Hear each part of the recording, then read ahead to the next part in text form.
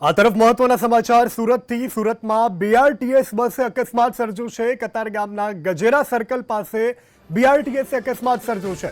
અકસ્માતમાં ઘટના સ્થળે 2 લોકોના મોતની આશંકા છે। બીઆરટીએસ બસે 8 બાઇકને અડફેટે લીધી હતી તો તમામ ઘાયલોને અત્યારે સ્મીમેર હોસ્પિટલમાં ખસેડવામાં આવ્યા છે।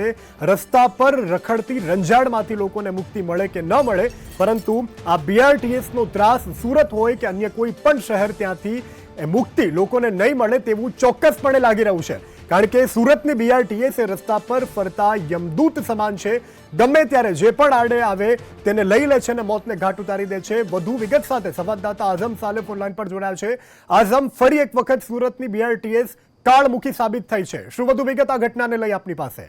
સુરતના કતારગામ વિસ્તારમાં બનાવ બનીને સામે આવી રહ્યો છે। ચોંકાવનારી વાત એ છે કે જ્યારે સાંજનો સમય હોય છે, લોકો ઘરે જતા હોય છે, નોકરિયાત વર્ગવાળા રસ્તા પર હોય છે, તેમ છતાં પણ બેફામ હંકારતા બીઆરટીએસ બસ ચાલકે અનેક લોકોને અડફેટે લીધા હતા, જેના અંદર 2 ગંભીર ઇજાગ્રસ્ત થયા છે, 2 લોકોના મોત થઈ ગયા છે।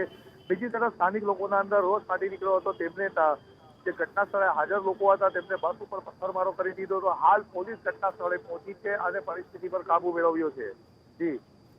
જી આઝમ, જાણકારી બદલ આભાર।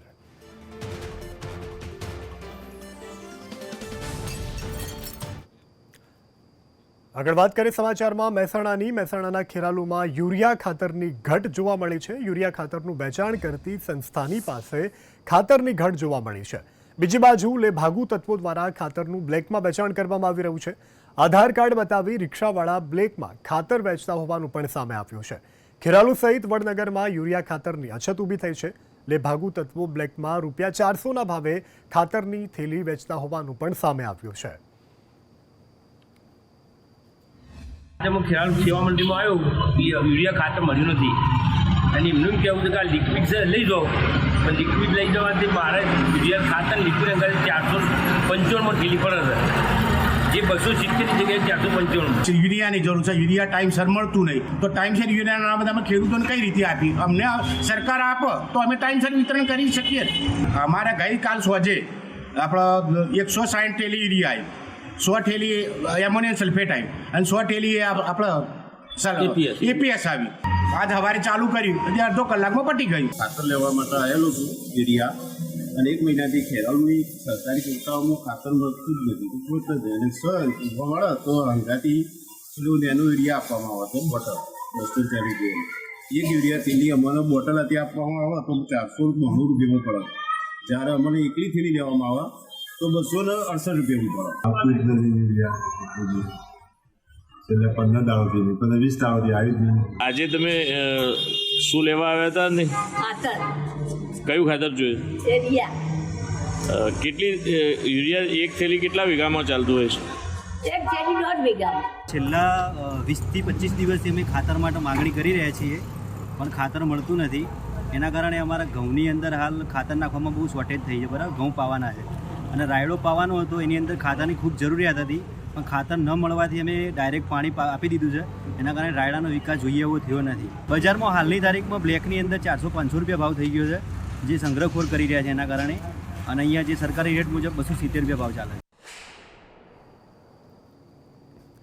તો ભાવનગરના સિહોરમાં ખેડૂતોમાં ભારે રોષ જોવા મળ્યો છે। ડુંગળીના નિકાસની છૂટ આપવા માંગ કરી રોષે ભરાયેલા ખેડૂતોએ મંગળવાર સુધીનું અલ્ટિમેટમ આપ્યું છે।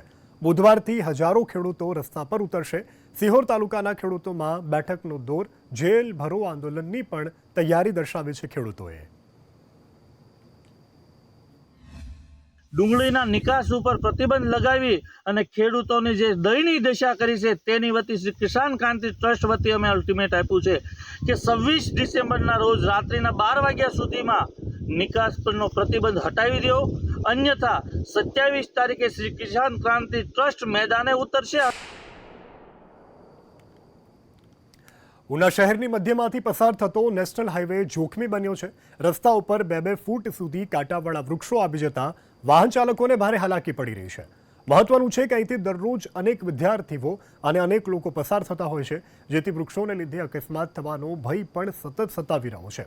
આ રોડ પરથી ગામના સભ્યથી લઈ નેતાઓ અને અધિકારીઓ પણ પસાર થતા હોય છે, પરંતુ હજુ સુધી કોઈ સુધારો તેમાં જોવા મળ્યો નથી। દિવસે ને દિવસે આ કાંટાવાળા વૃક્ષો નેશનલ હાઈવે ઉપર આવી રહ્યા છે, ત્યારે વહેલી તકે આ વૃક્ષો કાપવામાં આવે તેવી લોક માંગ ઉઠી છે.